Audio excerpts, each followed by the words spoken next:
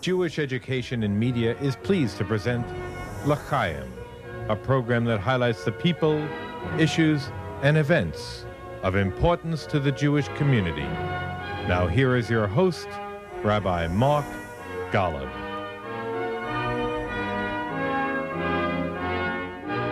I'm Mark Golub, and many wonderful books have been written lately about Israel, Jewish life. There's the prime ministers. Yehuda Avner did a wonderful book. Yossi Klein Halevi did a wonderful book on Israeli soldiers after the Six-Day War. They're all wonderful. But none is more wonderful. None is more worth your time than this one right here. Spies Against Armageddon, Inside Israel's Secret Wars. It's written by a very special person and my very special guest, Dan Raviv. And I'm sure many of you are quite familiar with Dan, who's been a presence on American radio and television as one of this country's most respected journalists for years and years. Dan is a national correspondent for CBS News. He's often reported from Washington on the CBS Evening News. And Dan is regularly heard on the CBS radio network, hosting a weekly radio magazine, the CBS News Weekend Roundup. Actually, by the way, the start of Dan's on-air career was in the Tel Aviv bureau for CBS, and he's the author of several books, including the 1990 bestseller, Every Spy a Prince, The Complete History of Israel's Intelligence Community, which sort of foreshadows Dan's current compelling book on how Israel's intelligence community is literally on the front lines every day, protecting the state of Israel. A fabulous read, and I'm warning you, once you start reading, you will not want to put it down. It's called Spies Against Armageddon, which he co-authored with another brilliant Israeli journalist, Yossi Melman. And then, Raviv, I have watched you. You're one of my favorites on television. Oh, wow, and you have written a gorgeous, splendid, important book. And I thank you for taking a moment to spend with us. Mark, more than a moment. I'll give you all the time you want after everything you said. Thank you. By the way, for journalistic integrity, your mother watches Shalom TV. My mother more than watches, but my mother and her friends on Long Island, New York, really watch Shalom TV, and she wishes that I'm lucky enough in Washington, D.C. to get you as a full-time channel. I hope so. I sure hope so, too. Look, I said in the introduction that there are a lot of good books right now out, and this one comes along, and in the foreword, you try to explain why you and Yossi why you did write the book, and I often skip forwards. The book is beautifully written, by the way. Nice. It is an easy read. It is a wonderful read, and every chapter, when I begin, I want to find out all the details that you have here. Here we are. But one of the things that I really appreciated was you're explaining what the goal of the book was, and I want you to take 60 seconds. Why did you write this book? Well, I'll just start with the fact of Israel often being misunderstood. Mm-hmm. And some people care about Israel but still don't understand what makes Israel tick. Israelis really do feel they have their back against the wall. That hasn't stopped. 1948 was the beginning of the country. Sure, the state is 65 years old. That's great, something to celebrate. But when they look at their defense issues, when they look at their borders, still not finally defined, still argued over worldwide, should Israel be thinner, fatter, where should the lines be, how should she protect herself? I think that a lot more understanding is required. You have to go back to 1948, you have to know something about the Israeli character, and it may seem odd to approach it through secret agents, but I would say the spies you meet in this book, they are really Israelis from all kinds of backgrounds, but they share one thing. They're very committed to the existence of a Jewish state. They will follow the valid instructions of the prime minister, and they will get it done. They sure are great at getting it done. Okay. I feel you were something of an anomaly in the American broadcasting community, and I want to know how you feel about yourself and the role you play. Okay. You know, very often American journalists, whether it be in electronic media or print media, try to distance themselves from Israel. You begin with a very embracing view of Israel. What was your Jewish background? Well, two Israeli parents who had come to this country in 1950 intending to just stay a few years. Yes. So I would have been born in Israel and, I don't know, wearing sandals, and maybe I'd have curlier hair and I definitely would have a different accent. But it turned out they stayed in the U.S., just various things happened. So I grew up in the New York area, not too far from here. My father was a civil engineer in the New York area. What was his name? Benjamin Raviv. The late Benjamin Raviv was a civil engineer, helped execute the construction of the Throgs Neck Bridge, for instance. So I grew up in Great Neck, went to usually reform after-school Hebrew school. Yes. So went to school, went to public schools, and after school... Bar mitzvah ceremony? Absolutely, bar mitzvah in Temple Sinai of Roslyn, a reform temple in Roslyn. The reason we would jump from shul to shul, if you will, is my mom, as a great Hebrew school teacher, was much in demand. So she'd go from one, and then the next year would get a contract elsewhere, maybe two at once. And we were members wherever mom was teaching. I understand. So Roslyn got me for the bar mitzvah, but other people had me for confirmation, if you know what I mean. But very active. A lot of trips to Israel because of the parents. And I always loved journalism. Now, neither of my parents are journalists, but the Hebrew school teacher, that's a little like a journalist. I used to listen to shortwave radio. I'd be in Great Neck tuning in Kol Yisrael on the shortwave, which now you can do as an app, on your iPhone. It's incredible. But back then it was a struggle. Listen to the BBC. And so you can imagine, once I gravitate toward journalism, I'm going to be especially interested in the Middle lovely. East. Did you speak Hebrew as a youngster? Yeah, around the house we had both languages. Where it was nearly perfected for me was 2 years in Israel, courtesy of CBS. I became a writer for CBS at their radio stations in Boston and then at the network in New York, and they needed someone to cover Sadat and Begin. History had been made. Egypt's President Sadat visited Israel, wow, and CBS realized we need to beef up our coverage of that region. Is there anybody here in the newsroom in New York who could move to the Middle East? I was a single guy, 24 years old. I'd learned Hebrew from my parents in many trips. I could go there tomorrow, hello. Relocation costs, $660. A one-way ticket for a young fellow with 2 suitcases. And next thing you know, Bruno Wassertal was part of CBS coverage. Bob Simon was the TV reporter. But the stars of the story were Menachem Begin and his cabinet. Moshe Dayan, Ezra Weitzman. So were you there? Yes. I covered the Camp David process. This is amazing. Well, yes, I waited outside Menachem Begin's cabinet office for the result. Would they agree to the deal that Jimmy Carter had delivered? I was in Jerusalem with a walkie-talkie, and first Begin would come out and always give any news after a cabinet meeting in Hebrew, then English. This is Begin. He's an Israeli patriot. You give the news first in our language, Hebrew. Well, the other foreign correspondents waiting for the big word from Israel are waiting for the translation. I'm already saying on the walkie-talkie to Walter Cronkite in the Jerusalem Hilton suite up there behind me, they just agreed. They're taking the terms. They got to deal with Egypt. He's telling America and later wants to meet, who's that kid who said on the walkie-talkie what was going on? How old are you here? 24, 25 then. Did you appreciate how wonderful that was for you? Not just the Walter Cronkite, who, by the way, invited me to his hotel suite and made me my first martini. I'd never seen a guy sort of, shake the shaker, but much more so what was going on. Yeah, because I was in an Israeli household. Yes. 2 Israeli parents in America, but Israeli friends. The idea that there'd be peace with the largest Arab country, of course. I was already a reporter in Tel Aviv, but I knew every chance that the Camp David Treaty would become a real treaty. Wow. And then it happened, all around. I knew I was in the middle of history, and that's, as I said, at age 25. That's extraordinary. As your life has proceeded, have you stayed in some way involved with Judaism? About the Judaism, yeah, sure, absolutely. My wife and I met my wife in Israel, an American Dori Paff. Dori is from Albany, New York, where her father, Leo, was the president of Temple Israel of Albany, a conservative shul there. So Dori and 2 of her siblings made Aliyah. She's one of 6 kids. So half of them made Aliyah. Dori's working in the TV industry in Israel. I meet her because I'm working there for CBS. I get transferred to London. She goes with me. All right, so the Aliyah maybe didn't stick. But the interest in Israel sure did. We had our 2 kids along the way. Oh, yeah, all of us go often to Israel. There's a lot of Hebrew in the house. We're highly interested. I will say this, Mark, though. Because I'm a journalist, or because I am who I am, I'm not highly biased. I understand. I don't know if I like Netanyahu or the other side or which answer, Shalom Achshav, peace now. No, I just You're a reporter. I find it fascinating. And even on my trips, Yeah, I will end up talking with Bibi Netanyahu in the Knesset cafeteria, and I will meet labor people. This is for years. I always check in with my politician friends, and of course now my spy friends. Usually they're retired spies, I have to admit.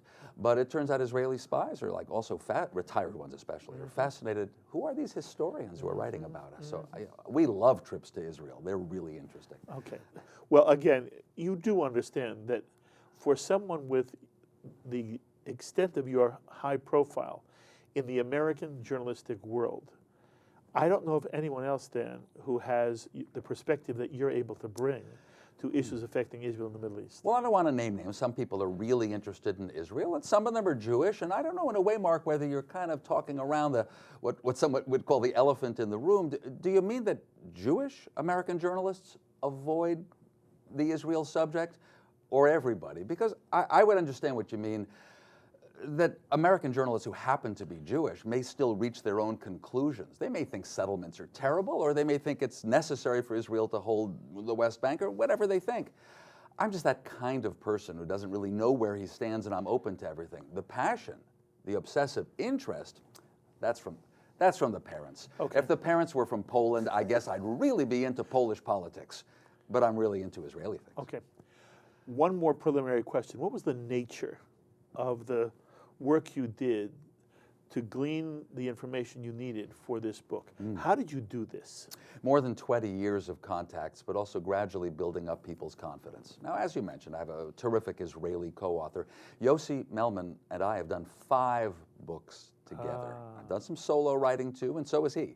But 5 books together. So he and I have our methodology. Yossi, you take, this is oversimplifying, you take the even-numbered chapters, I'll take the odd-numbered chapters, but we have specialty chapters, and then we exchange is that manuscripts. true? Are different chapters written by one or the other In of you? first draft, and then send it to the other, and then critique and add, oh, I know something about that incident.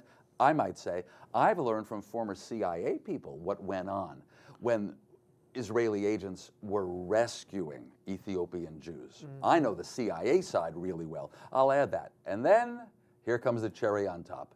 The 5 weeks or so that we spend side by side. 2 laptops open. His goes from right to left, mine goes from left to right.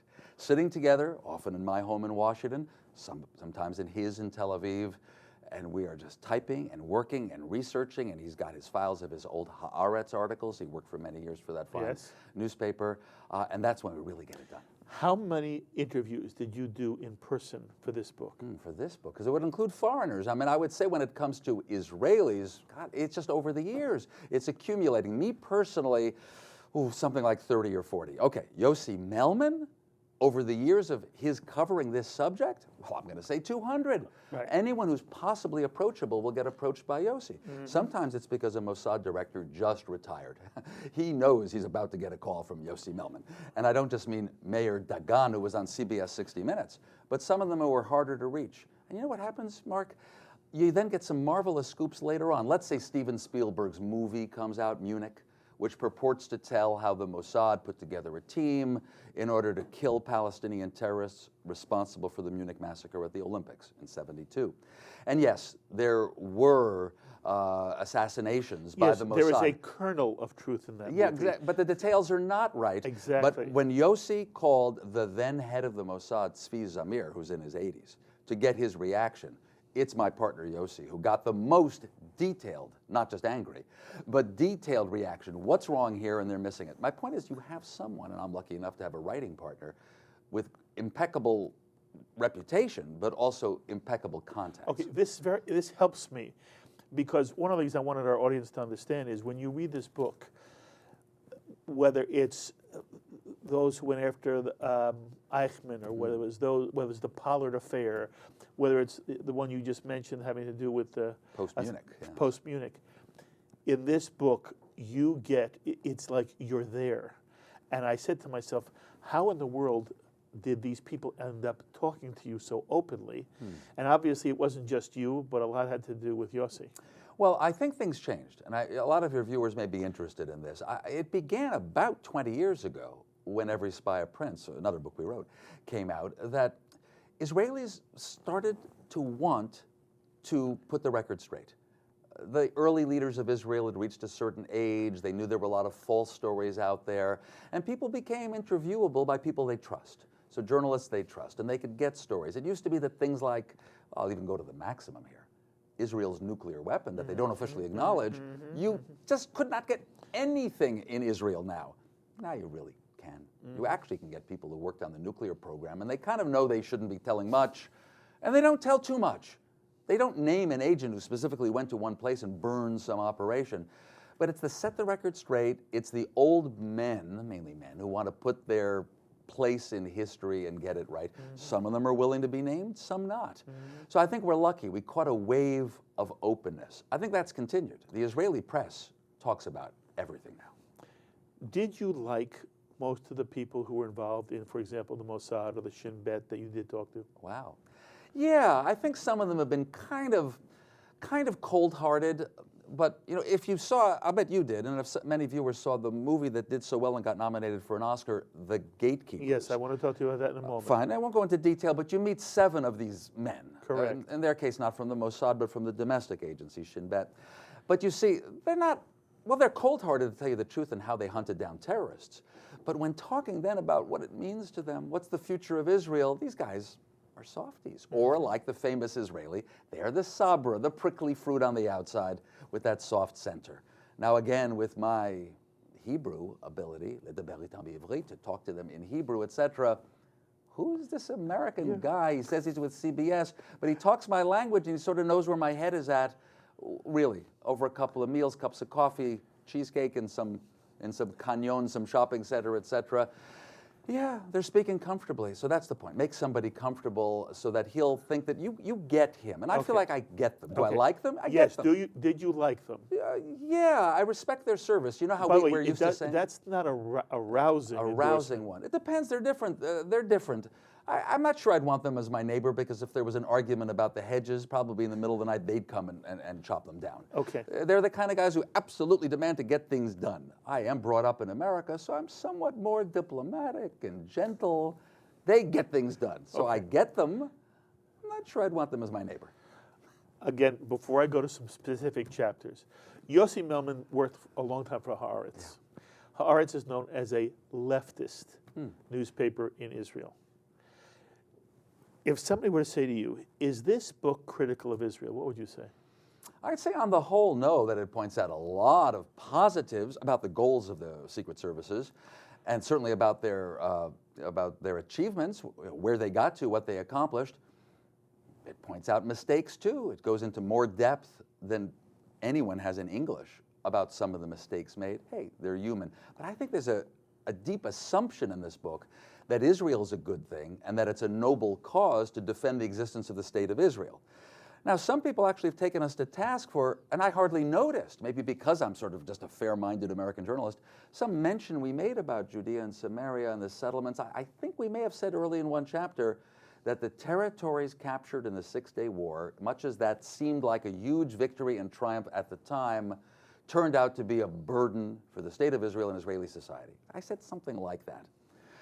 I think it's fair. I think it's the general Israeli consensus. It still doesn't say where the borders should be, but the situation of holding all those territories, governing all those Palestinian Arabs, not knowing what level of rights to give them, I think has been a burden. I think it's fair. But you know what it's like, Mark, and maybe you get it here on Shalom TV too. If someone's a real right-winger and they watch you for hours, they think, hey, he's a left-winger. He doesn't agree totally with me. And the other side too. If someone's a big liberal, they say, God, that Dan Raviv, he's such a right-winger. He's not calling for an end to occupation every other page. So I'm not going to satisfy anyone in particular, but especially if they're radical. I'm a down-the-middle kind of guy. Okay. I found the book extremely pro-Israel. I also found there were very interesting times when you and Yossi would, in a very objective way, point out the problems that Israel is facing. And I thought that was helpful. Okay. I'm very proud of this book for you. Thanks. And so good for you. Thanks. Talk to me for one moment about gatekeepers. And the reason why we should only do it for one moment is there may be viewers who have not watched the movie. Well, I think we can describe it too, but I have an unusual take that most people don't seem to have. A very clever Israeli. Let's first summarize what gatekeepers Absolutely. is. A very clever Israeli TV producer named Dror Moreh. or in more Hebrew, Dror Morin, made the movie in Hebrew. And it's a documentary, and you could see it at some movie theaters, and it made some festivals, and I assume it'll get on cable TV. And it was nominated for an Oscar as Best Documentary, not just Best Foreign Language Film, Best Documentary. So the style of it is excellent. It's interviews, basically, in Hebrew, subtitled. 7 men who were heads of Shin Bet, Correct. Shirutei HaBitachon, the security service. Which is like the FBI. Yes, it's more the than the domestic service. CIA. Yeah, right, Okay. not like the Mossad, but for domestic stuff. But they really got the responsibility after the Six-Day War for keeping tabs on the PLO and all Palestinian extremists. And over the years, they prided themselves on knowing where everybody was. Where's Arafat? Where's the number 2 man? And we can follow them. Over the years, that meant electronic intercepts, drone aircraft above, and if there was a reason and an order from the prime minister, that meant that the Shin Bet could locate somebody and a helicopter of the IDF, of the armed forces, could hit that car with precision. I mention that because, frankly, the movie, The Gatekeepers, is filled with occasions, and they're, again, beautifully presented in terms of the film and the graphics, where some Palestinian extremist is assassinated, is wiped out, is removed from the battlefield, shall we say. And yet the head of the Shin Bet, all 7 men, in various ways say, I'm not sure it did any good. I kind of have misgivings. Or some of them put it this way: we gave Israeli prime ministers a great situation. We just removed a major activist from the PLO or a PFLP or Hamas these days, and then the prime minister didn't run with the ball and go get a peace treaty. Okay, here's my take. First, I don't think because you've just assassinated a leader of a Palestinian organization, that's going to put them in the mood of coming to the negotiating table. In that culture there, it puts them more in a revenge mood and managing to recruit 5 more suicide bombers to try to make their way to a pizzeria or a bus inside Israel and blow up people. I think that's more likely. I don't agree. I know these men are experts, but I don't think they gave the prime minister a situation that was so easy for diplomacy. Secondly, as much as I admire the 7 former heads of the Shin Bet agency, I think that, like lots of people even in American business, they think their part of the problem was solved, so everything's solved. What about pinpoint assassination has solved the Jerusalem issue, the lack of recognition of Israel as a Jewish state, the Israeli debate as to whether the Palestinians deserve theirs, should it be a demilitarized? There's nothing about the Shin Bet actions that solved all those basic issues. I understand. And the movie sort of says, oh, the prime minister didn't make peace, shame on the politicians. It's an interesting movie, but I don't agree with the 7 men in the end. Yes, I don't either. Incidentally, your book tries to show that the ultimate goal of all these people, whether with the Mossad, Shin Bet, or Amman, which I want you to talk about in a minute, all of them have one goal. They want to protect Israelis from more terrorist activity. Yeah, above all, I will tell you this. At a higher level, they are always concerned about war from actual governments around them. So it was always terrorists plus war, the main government now being Iran. So it's both. It's on 2 levels. Okay, and even in the movie, every single one of those 7 men said, although they also, many of them acknowledged they had moved left after leaving service, none of them apologized for the fact that their job was to protect Israel from terrorism. Yes. And at one point, and I'm now blocking, I think it was Carmaguillon or who it was, the older gentleman at the end of the movie, who I believe was involved with the incident that you talk about in this book as well, the bus incident on Route 300. Mm-hmm. A hijacked bus, the hijackers are captured, and then they're dead within half an hour. What did the Israeli troops or Israelis do to them? It did come out eventually that the Shin Bet agency gave the order. The head of the Shin Bet agency said, finish them. And they were beaten to death after a brief interrogation. 2 young Palestinian hijackers. Yes. This was the first hijacking Israel had encountered. Of a bus? Yes. No, well, if you say so. I think there had been brief ones. This one was hair-raising across the country into Gaza. Yes. Sure. Is that your way of saying passions were inflamed? Yeah, no, I'm saying that what seemed to come out of the movie and your book even is that there was sort of like, we've never encountered this before, and in retrospect, all of them seemed to say it was too bad.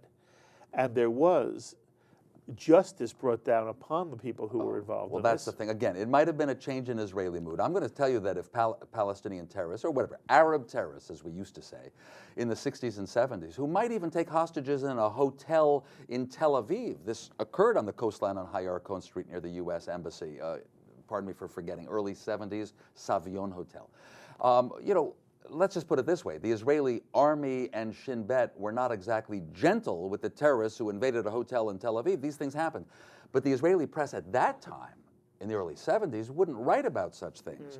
This time there was an uproar as the truth came out that Shin Bet interrogators had beaten 2 young hijackers to death. Nobody liked the bus hijackers. They had just terrorized Israelis on a bus. And there were 4 initially. Two had died in the attack. 2 had died in the actual gunfire of liberating the bus. 2 were beaten to death. But I think what's interesting, and maybe again something to be proud of when it comes to Israel, is that the press, and I think in general the population, said we don't want our secret services to beat people to death. We want a higher standard. So you had an official commission, you had hearings, you had a report, you had a Shin Bet head who had to resign. In other words, the country cared about values. This is the Middle East, Mark. Yes. This is exceptional and I think praiseworthy. Yes. And at the same time, again, at one point there was no apology for the fact that although they were really sorry had gone the way had gone in that bus attack. Protecting Israel is their goal, and as you quote at one point Dagan saying that although he may never have killed somebody personally, it's not clear whether he did or not. Maybe during his Mossad years. His unit killed anyone who did not surrender. When he was in the military, long before his Mossad directorship, Mayor Dagan. Right, but that's what he said, if they didn't surrender. Correct. Now, again, if you're into the rules of war, you say, you're supposed to take everyone prisoner, if they put their hands up. Well, did they put their hands? Okay. Early on, but I am suggesting to you, early on, the rules, even for Israel, were not as clear. The country felt itself even more in danger. And I think we're finding a time now, Mark, in which Israelis know that their backs are against the wall, especially, say, against Iran, but they want to have a modern democratic country with values and with a free press and an active press. So all these questions are debated by Israelis. Yes, and you show in your book how there's a tension between those 2 things in Israel, yes? Security and democracy, that's the 2 key ones. Can you, in fact, by the way, in the U.S. since 9/11, with the NSA scandals, if you will, and finding out how our government is collecting all the phone call records and all the emails and could listen in if they wanted to.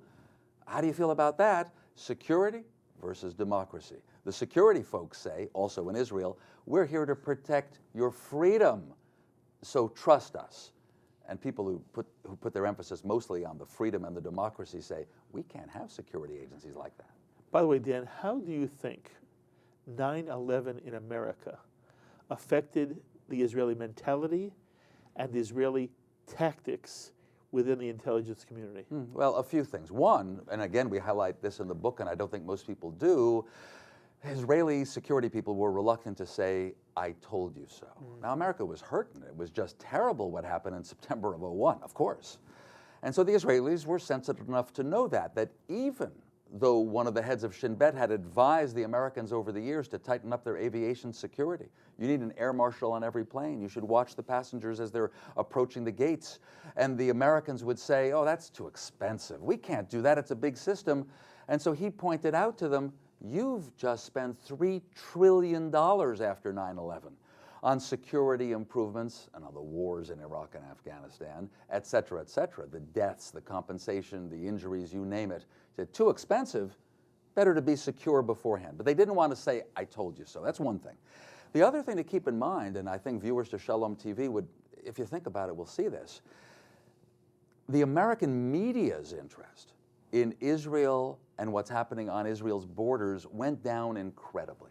Now America was facing its own problems about security, about Islamic extremism, about who are these Arabs who hate us. And then when there were American troops in Iraq, how do we man border checkpoints and what about gunfire? What about wrongful deaths? What about the Abu Ghraib prison where American soldiers misbehaved and it looked terrible? I'm saying, and I work in the media, all that Israel stuff was just sort of wiped out. I'm sure some of your listeners still think the American media is anti-Israel and filled with criticism. I'm here to tell you the amount of coverage is way down. because America's problems in the Middle East started to become the big thing, and Americans realized how tricky the Middle East is. I think for many people it made them more sympathetic with Israel. Now, this included that Israeli security agencies were smart enough to offer the America help in any way. Here are files that we have on al-Qaeda, here are affiliated groups, but also smart enough to say, you know Hamas and Hezbollah? Here's who they work with. We've been telling you for years, let's work together. And the level of cooperation between the CIA and the Mossad has never been higher. The last decade has seen it get better and better, and as Israel's concern became Iran, then American intelligence also put a lot more energy on Iran and its nuclear program. Oh, talk about that for a moment. What do you feel the intelligence community in Israel, how do they view the Iranian nuclear threat? Well, of course, the picture has changed recently with the election of a moderate, apparently moderate, new president in Iran. And we can talk about Hassan Rouhani in greater depth as you wish. More generally, the Israeli intelligence community has definitely come around to what Ariel Sharon believed as prime minister, that the Palestinian issue has become tiresome. There's probably no solving it soon. It's like a hamster in a treadmill, goes round and round and round and round and round. We're putting so much energy there. And even as intelligence agencies, we're listening in on Arafat and his people and all that. There's got to be something bigger here. There is. And Hezbollah and Israel's generally painful experience in Lebanon from 1982, an invasion of Lebanon, to getting out in the year 2000, where the Hezbollah and in general the Shiite Muslims of Lebanon turned against Israel, suicide bombers, terrible stuff. Hezbollah became strong, and of course Israeli intelligence totally saw the links. The money, the explosives, the training comes from Iran. Hezbollah leaders and activists go to Iran and train in camps there by the Revolutionary Guard Corps. In every way, Israeli intel was realizing Iran, though it's far away, not immediately on Israel's border, is the big problem. Prime Minister Sharon agreed, and Iran became the #1 focus. And it remains that way to this day. I would say so. I mean, there's enough time, and as they say, chew gum and walk at the same time, that the Israelis can keep an eye on the various problems, and there are many, and it includes the Arab Spring and Egypt and all that. But Iran is the only potential foe all around who's working on a nuclear bomb. I want to do a footnote now. You are a Washington news correspondent. Yeah. From your perspective, all this flap about a break in relationship between Prime Minister Netanyahu and President Obama, from your perspective, was it real or was it more media hype than real? This is more than a footnote. It was real, but it was more personal than political. That's really important to know.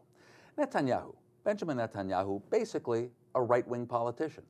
Well, he happens to be from Israel, so he has a different set of problems, and the ones that have to do with security and borders are much more immediate than America's problems. America is still far away from most of those problems.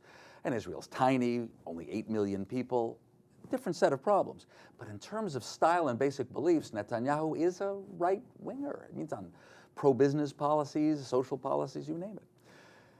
Obama's a liberal. Hello, nothing, no secret about that. So you have a powerful and high-ego liberal politician, Barack Obama, getting together with a conservative politician of also high ego and vigor.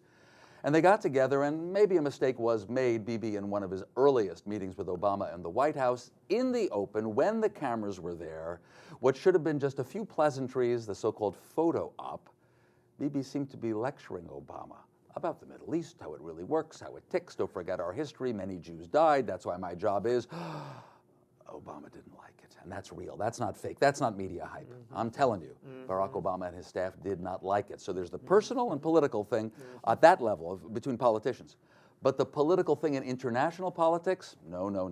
When Obama looked at the situation of the world, he could see in the Middle East that Israel still is the strongest and key ally. But he was going to change some key things. In that first year, Obama went to Cairo. He gave the big foreign affairs speech, his first big one in Cairo, Egypt, and he was saying, I'll read between the lines for you, I'm not George W. Bush. I'm not going to be George W. Bush.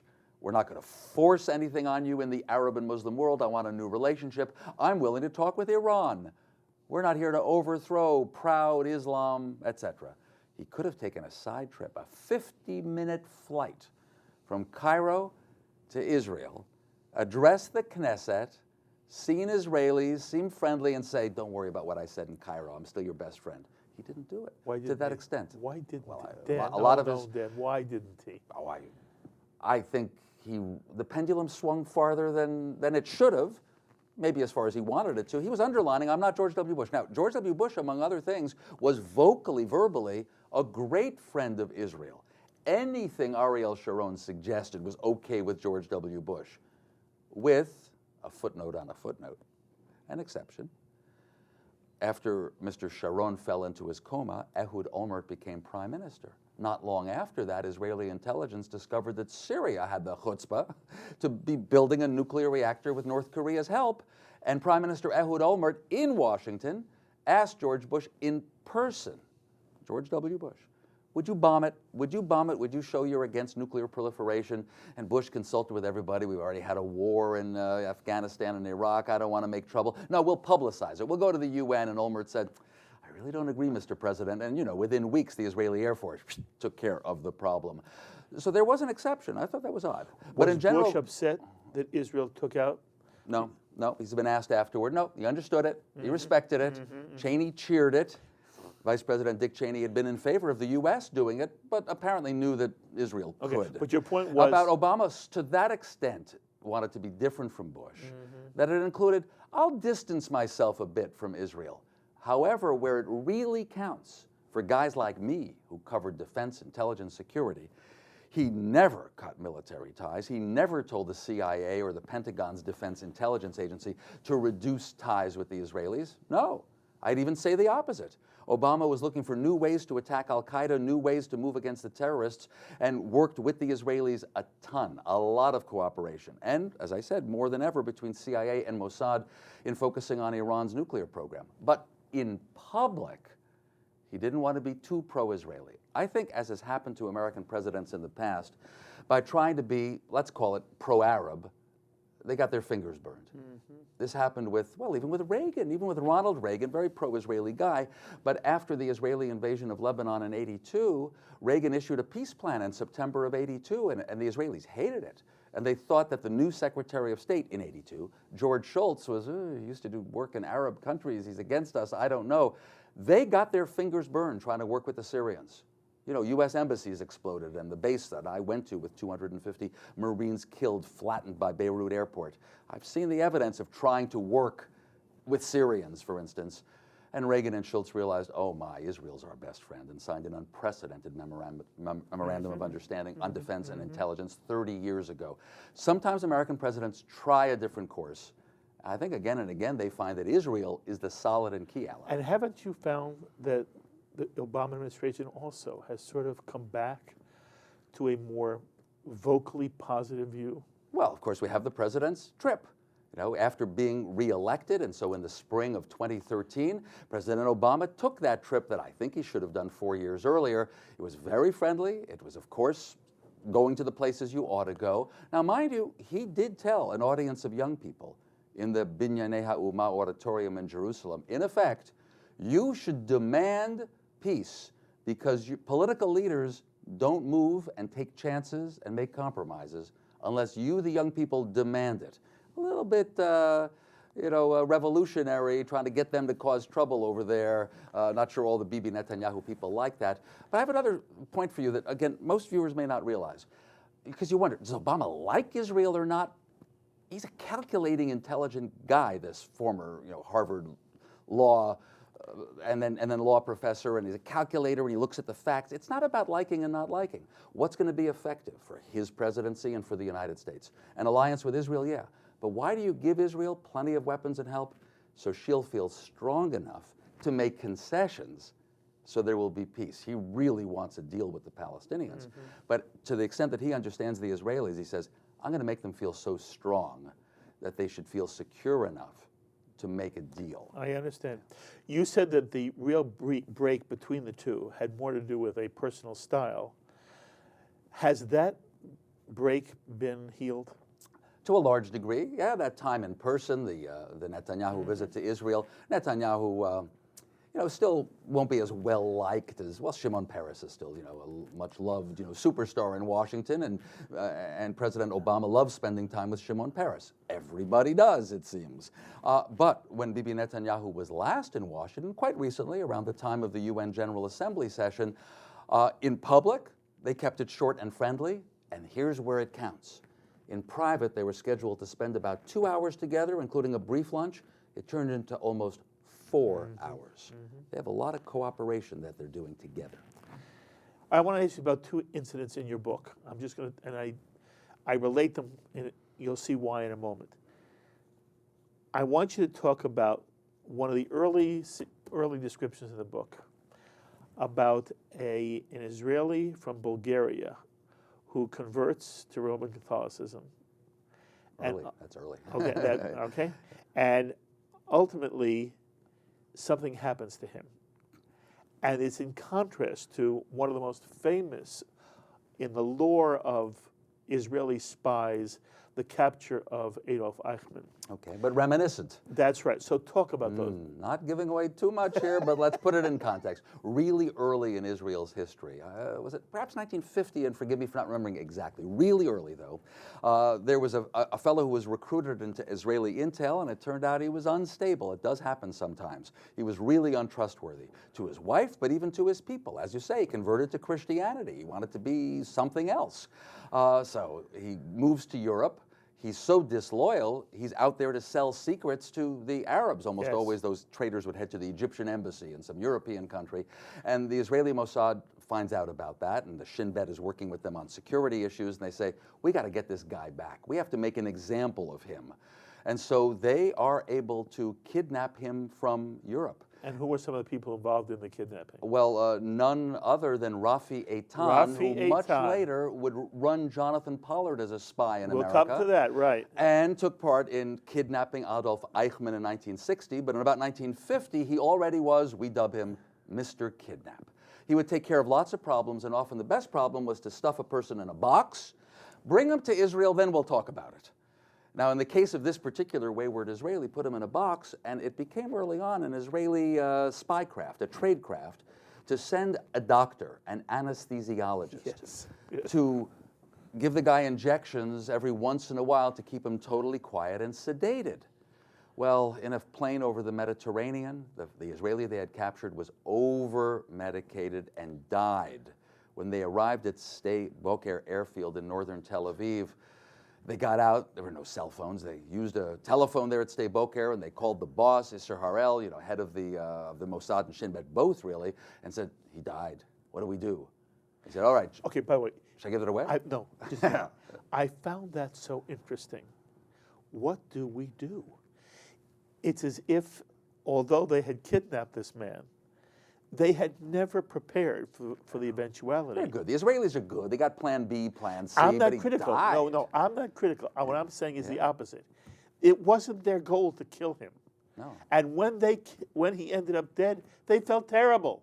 Well, of course. Right? Well, I'll even go beyond that. I mean, the orders are, in fact, take off again and dump his body into the Mediterranean. Yes. Now, that means that some of them really felt terrible that they never told his wife, they never told his son where Dad went. Now, the wife knew that the husband had run off with some woman and was rumored to have become a goy. Right. It was very strange. Right. But she didn't know about the whole spy thing. Okay. They told them like decades later. And you're right, a lot of the Israelis in the services said, that's no way to treat someone, Yes. Body dumped in the sea. And what seemed to come out of that section that you write about is there was sort of this, we'll never let this happen again.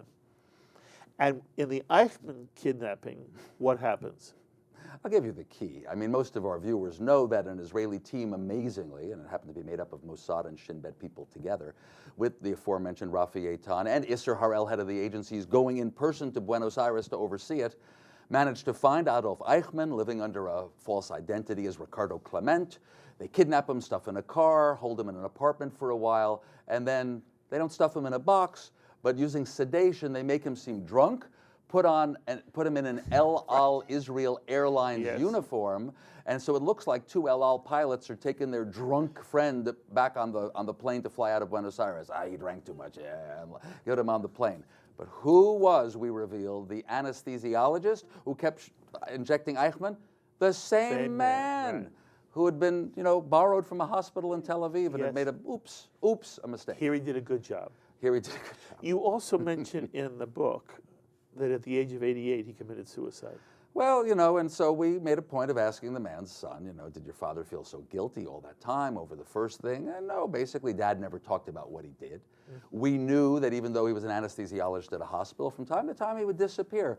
Let me put it this way. It's not that rare for people in Tel Aviv and Jerusalem and Haifa, I'm focused on the cities here, who have interesting professions that could be of use. Maybe even a makeup man for theater companies to be borrowed by the Mossad and go somewhere to a European or South American or Asian city and help them out.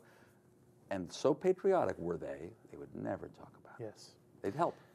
And by the way, a man committing suicide at 88 could be doing it for a lot of reasons. Oh, of course. Okay. We thought it was an interesting detail. It's an interesting, every detail is interesting. When you start this book, you never want to put it down.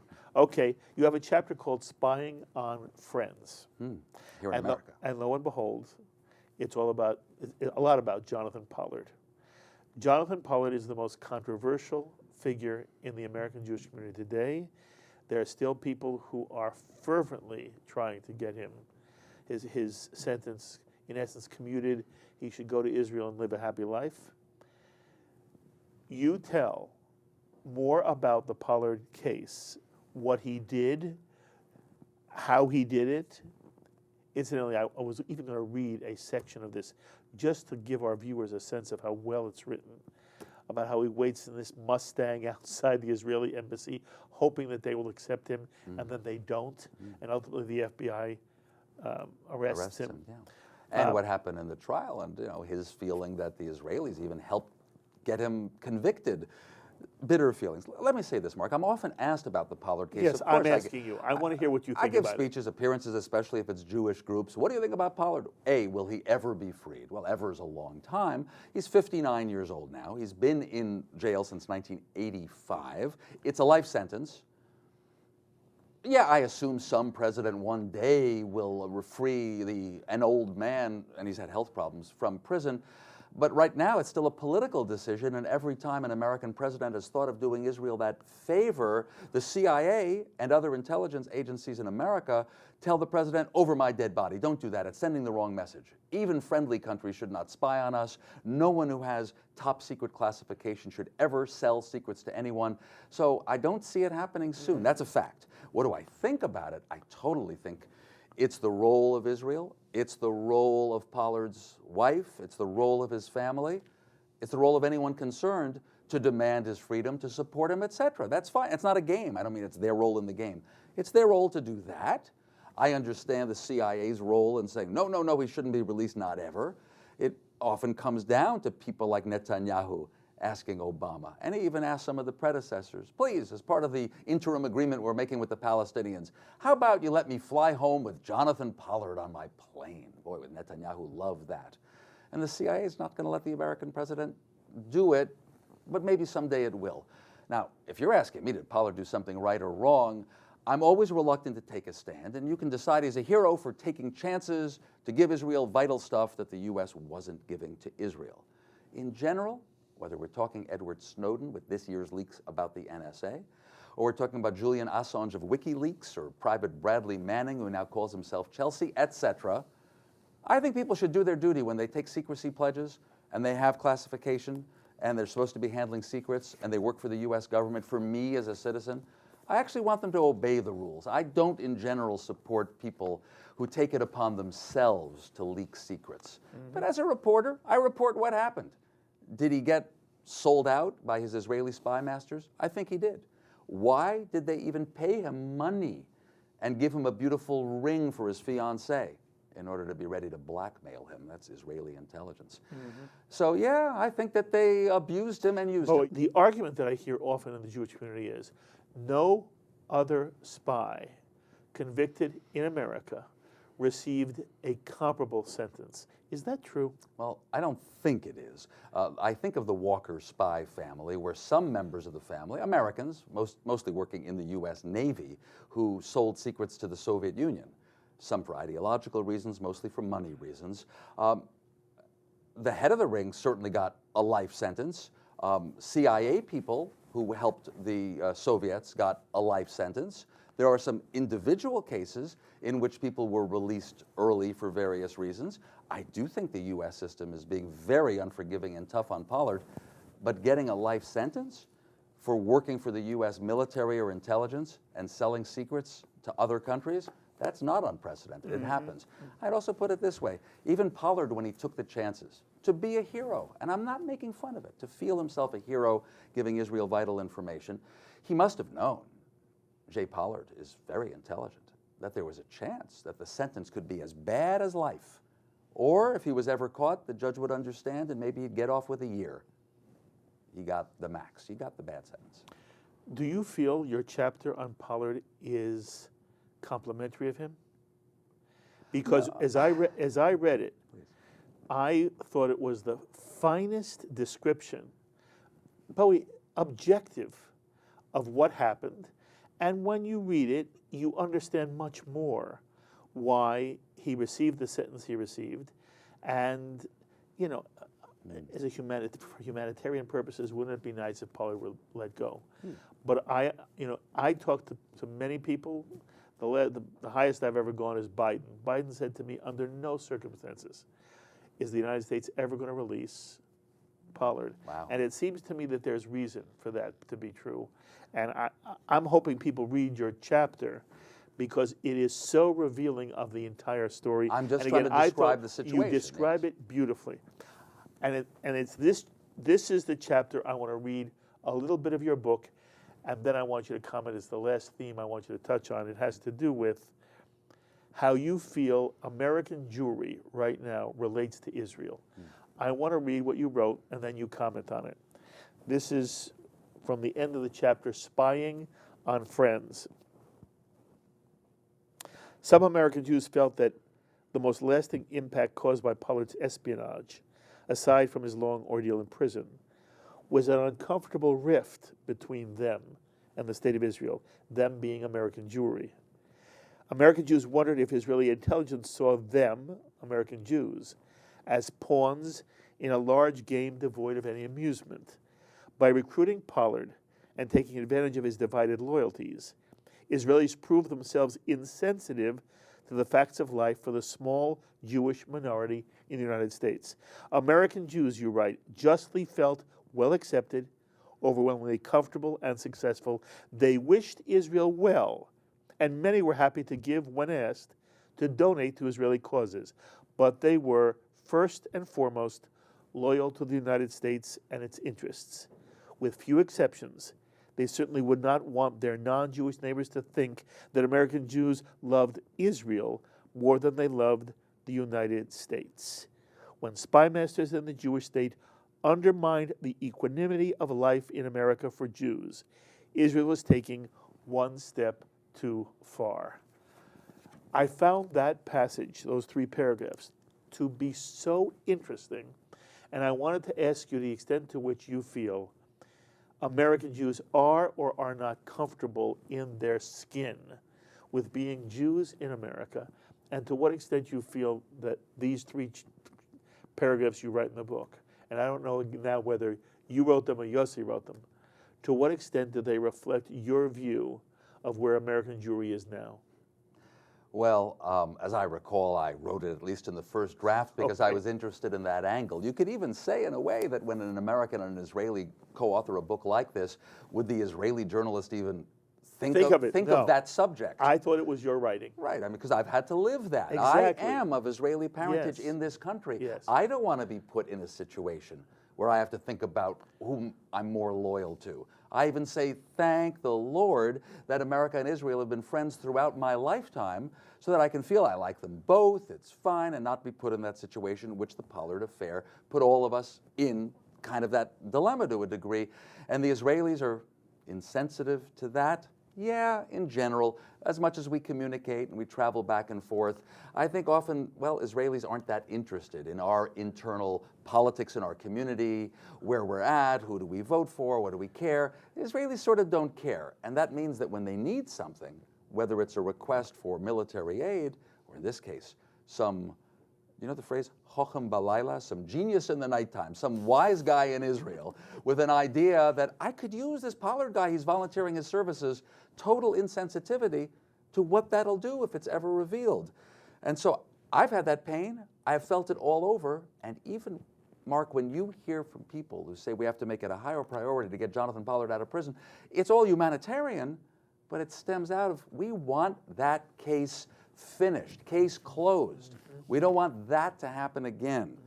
And a lot of our neighbors, I really think, thought poorly of us. There were American Jews who have almost nothing to do with Israel, who in their health club would get asked by people, so why were you spying on us? Why did, or at another level, why did you attack Gaza? Why did you invade Lebanon? American Jews who say, what are you making me answerable? But it is a predicament many of us find ourselves in. I think the Pollard case was especially dramatic. That's a fascinating insight. And come back, in general, how do you think American Jews feel about being Jewish in America? I am the Pew Research Center poll, of course, where I saw a lot of truths, but also in a way, you know, a lot that was obvious. You know, boy, did I have friends who said, duh, how much did you spend asking those questions?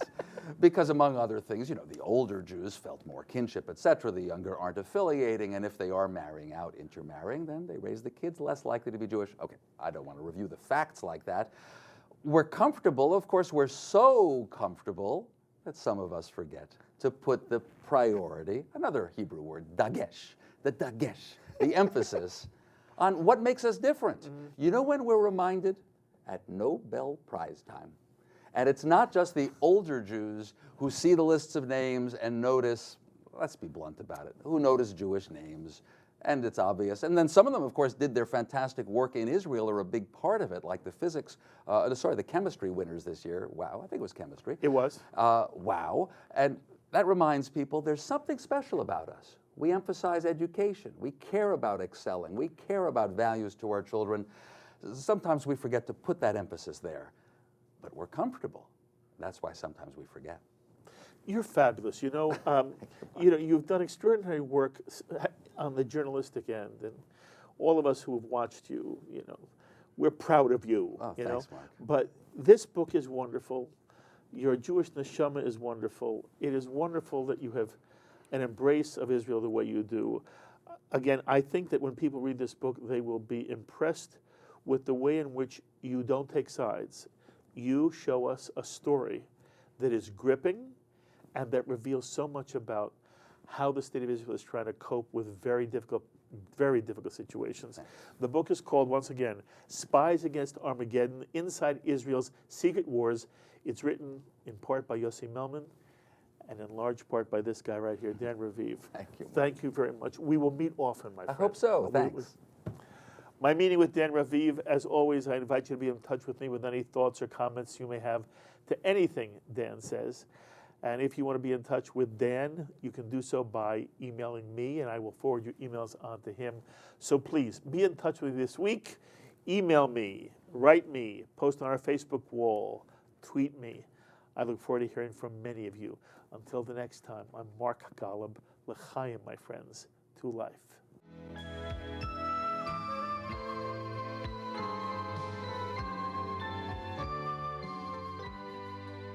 We would be pleased to send a complimentary DVD of this program to anyone who wishes to support Shalom TV with a tax-deductible gift of $36, double chai or more, to the nonprofit organization Jewish Education in Media.